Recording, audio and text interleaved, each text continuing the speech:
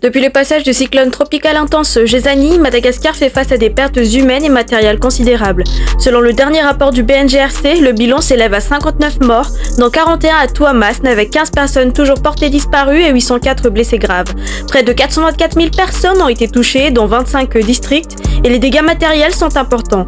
Plus de 27 700 habitations inondées, 49 000 endommagées et 25 000 totalement détruites. Le secteur éducatif et les centres de santé ont également subi des dommages majeurs. Face à cette situation, le gouvernement a déclaré l'état de sinistre national dès le 14 février et a lancé un appel à la solidarité nationale et internationale.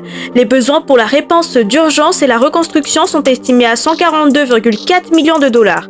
Le gouvernement a lancé un appel à la solidarité nationale et internationale et plusieurs partenaires ont répondu présents, dans la Suisse, l'Union européenne, l'Allemagne, les États-Unis, le Royaume-Uni, la Banque mondiale, l'ONU et la France, qui a dépêché 42 pompiers avec des équipements pour l'assainissement et l'approvisionnement en eau potable. Ces équipes viennent renforcer celles du Luxembourg déjà sur place et interviennent sous la coordination du BNGRC pour soutenir la population de Tuamasn. Pour soutenir également le redémarrage économique et faciliter les opérations, des mesures exceptionnelles ont été annoncées.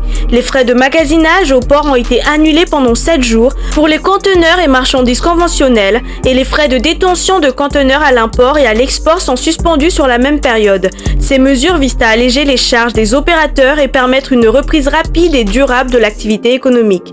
Près de 80% des quartiers de Tuamasn ont été touchés par les conséquences du cyclone et face à cette situation, le Premier ministre a rappelé que le rétablissement et le renforcement de la sécurité constituent une priorité afin de garantir l'ordre public et faciliter les opérations de secours et de reconstruction. Une coordination stratégique a été mise en place avec l'OMC national, mobilisant tous les services concernés pour accélérer le retour à la normale et assurer la stabilité de la région.